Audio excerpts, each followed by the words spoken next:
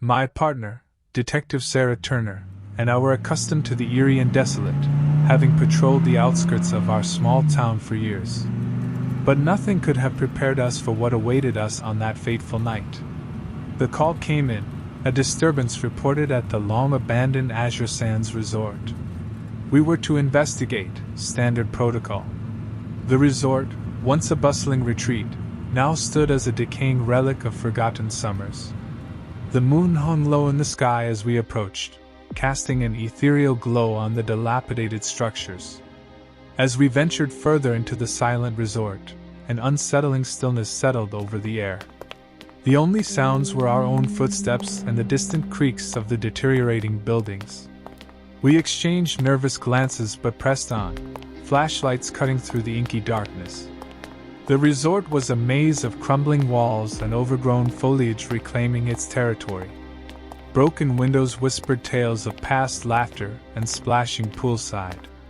We made our way toward the main building, the grand hotel that loomed like a ghost in the night. The lobby, once adorned with polished marble floors, now lay covered in a layer of dust and debris. The air was heavy with the scent of decay, a mix of mildew and memories long forgotten. As we cautiously explored, strange noises reverberated through the hallways, a symphony of creaks and groans that seemed to echo with unseen secrets. Our radios crackled to life with an indistinct whisper, and then silence. The communication glitch wasn't uncommon in these remote areas, but it heightened the tension. We decided to split up, each taking a different floor of the hotel to cover more ground. I ascended a creaky staircase, the echoes of my footsteps mingling with the eerie sounds of the building settling. The air grew colder with each step, and a feeling of unease settled over me. The once grand halls were now shrouded in shadows, and the dim light of my flashlight danced on the peeling wallpaper. As I reached the top floor, a distant noise caught my attention, a soft, rhythmic hiss, like the whisper of the wind through tall grass. My hand tightened around the grip of my flashlight as I cautiously followed the sound down a narrow corridor. The hallway ended at a set of double doors, slightly ajar. I pushed them open, revealing a vast ballroom with a decaying chandelier hanging from the ceiling. The rhythmic hiss grew louder, and my flashlight revealed the source, a massive form coiled in the corner. I staggered back in shock. It was a snake, but unlike any I had ever seen. Its scales shimmered with an otherworldly sheen, and its size was monstrous, filling the ballroom with its presence. The creature was dormant, curled in upon itself, yet a primal fear gripped me as I realized the enormity of the situation. I radioed Sarah urgently, describing the bizarre encounter. The response was static, and a sinking feeling set in. The snake's slumber had been disturbed by our presence, and the once muted hiss turned into a menacing growl. My flashlight flickered as the colossal serpent uncoiled, its eyes fixated on me. Panic set in, and I stumbled backward, crashing into a table. The serpent's massive head swayed, and its eyes glowed with an otherworldly intensity. I sprinted down the hallway, heart pounding in my chest, as the monstrous serpent pursued. The once silent resort now echoed with the sounds of a desperate chase. The snake's movements were swift, its body sliding effortlessly through the decaying corridors. My radio crackled to life, Sarah's voice tense and frantic. She, too, had encountered a serpent on her floor. The creatures were not alone. They were a pair, guardians of some long-forgotten secret. We regrouped in the lobby, the massive serpents coiling around the hotel like sentinels of an ancient curse. The resort, it seemed, was their territory, and we were intruders in a realm where nature had claimed dominion. Our radios, our only lifeline, were rendered useless. The serpents had disrupted the signals, leaving us isolated and vulnerable. The resort, once a symbol of luxury, now felt like a prison, its crumbling walls closing in around us. As we huddled in the lobby, the serpents circled, their eyes fixed on us with an unsettling intelligence. The once enchanted moonlit night had transformed into a nightmare. Escape seemed impossible, and our only hope lay in understanding the mystery that bound these ancient creatures to the resort. As Sarah and I stood in the lobby, the serpents coiled outside, we knew we had to find a way out of this nightmarish trap. The resort, once a place of leisure, had become a labyrinthine prison guarded by monstrous entities. Our flashlights barely penetrated the darkness as we cautiously ventured deeper into the hotel, seeking clues to the mystery that bound the serpents to this forsaken place. Every creak of the floorboards and every rustle of the wind outside sent shivers down our spines. The trail of decay led us to a forgotten library, its shelves covered in dust and cobwebs. As we sifted through old books and manuscripts, a faded photograph caught my eye. It depicted a group of people, their faces obscured by time, standing triumphantly in front of a colossal snake, a creature much like the ones now haunting the resort. The discovery raised more questions than answers. Why were these serpents here, and what connection did they share with the people in the photograph? The answer, it seemed, lay hidden within the history of Azure Sands Resort. Our exploration led us to an underground chamber, its entrance concealed beneath layers of rubble. The air grew damp, and the sound of distant water echoed through the subterranean passages. As we descended into the darkness, we stumbled upon an ancient mural that depicted a ritual involving the serpents. The mural spoke of an ancient cult that worshipped these creatures as guardians of forbidden knowledge. The cult believed that the serpents, in a state of hibernation, held the power to unlock hidden truths. As we deciphered the cryptic symbols surrounding the mural, it became clear that our arrival had unwittingly disrupted the balance that had kept the serpents dormant for centuries. The underground passages seemed to stretch endlessly, revealing forgotten chambers and corridors. The air became heavier, and a distant, ominous hum echoed through the walls. We pressed on, determined to understand the nature of the curse that bound the serpents to the resort. Our journey brought us to a cavernous chamber where the serpents' hisses intertwined with the haunting melody of water dripping from stalactites. At the center of the chamber lay a colossal stone altar, adorned with symbols mirroring those in the mural. It became apparent that the cult had performed rituals to keep the serpents in check. As we examined the altar, a low rumble reverberated through the cavern. The serpents, aware of our presence, slithered through hidden passages, converging on our location. Panic set in as we realized that the cult's rituals had been disrupted, and the serpents were awakening from their hibernation. We raced back through the underground labyrinth, the serpents in pursuit. The once familiar passages now felt like a maze of uncertainty, and our breaths echoed in the suffocating darkness. Our flashlights flickered, threatening to plunge us into total obscurity. Emerging back into the lobby, we found ourselves cornered.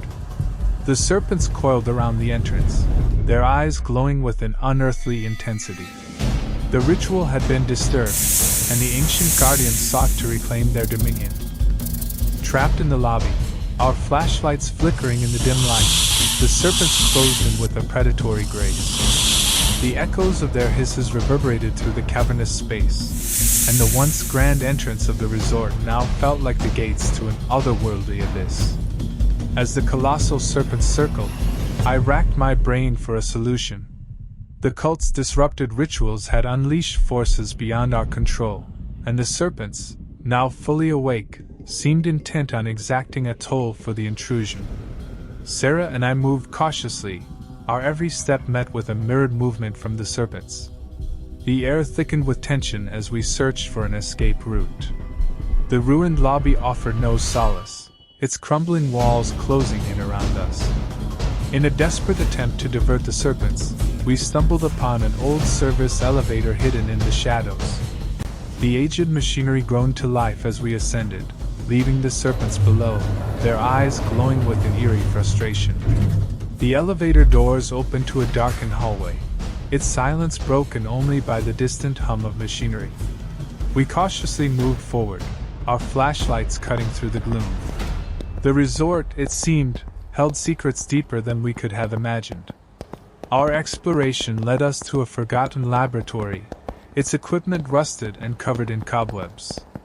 Among the debris, we discovered research notes detailing experiments conducted on the serpents.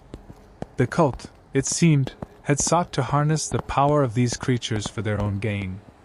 The notes hinted at an antidote, a substance capable of pacifying the serpents and restoring the delicate balance that had been shattered. Armed with this knowledge, we delved further into the bowels of the resort, guided by the cryptic instructions in the research notes. Our journey brought us to a hidden chamber, its walls adorned with symbols that mirrored those on the altar in the cavern. A series of vials containing the antidote lay on a long-forgotten worktable. The cult had devised a method to subdue the serpents, but the ritual had been lost to time.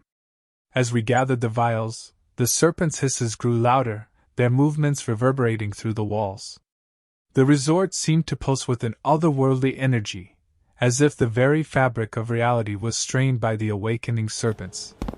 Armed with the antidote, we retraced our steps back to the lobby, where the serpents still lingered.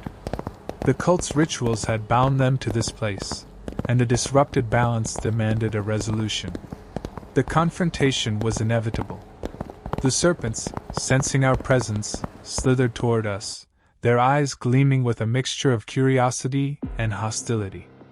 As we prepared to administer the antidote, a shadowy figure emerged from the darkness, a spectral presence clad in tattered robes, the remnants of the cult that had once controlled the serpents. The figure spoke in hushed tones, revealing the consequences of our actions.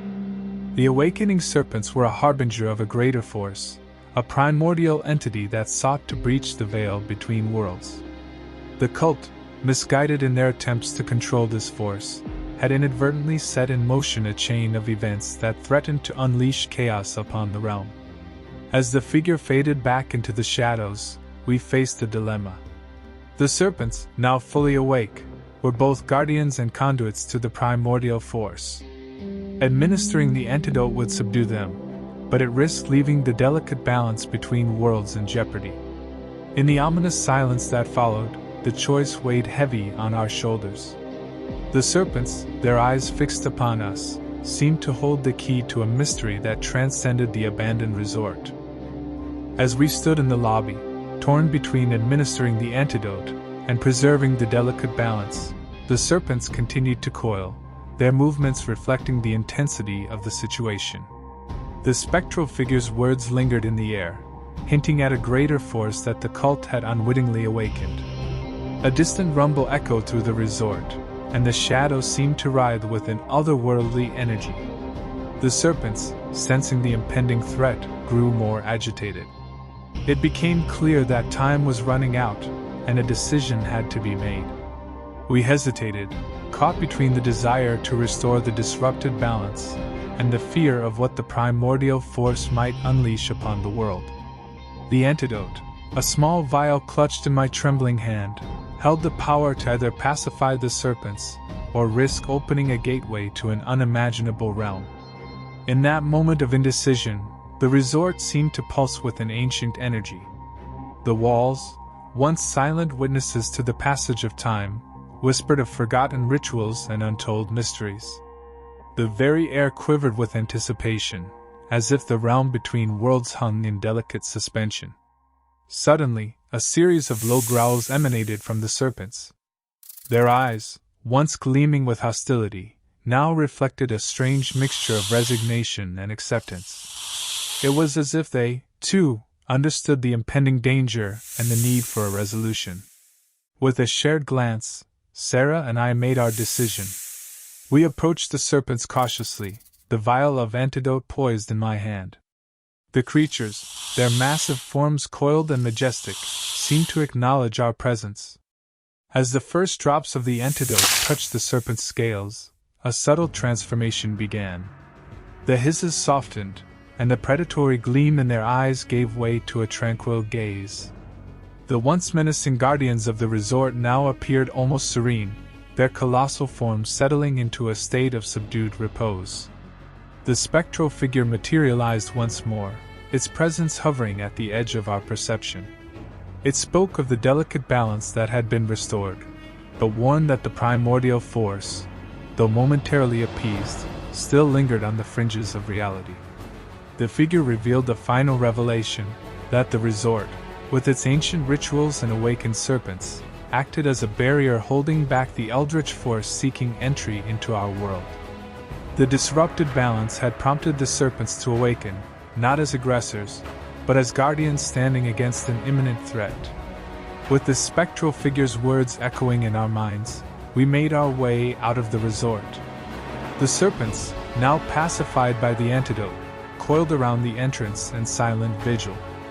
As we stepped into the moonlit night, a strange calm settled over the surroundings. The resort, once a place of mystery and danger, now stood as a testament to the fragile threads that bound our reality. The serpents, their giant forms fading into the shadows, seemed to acknowledge our departure.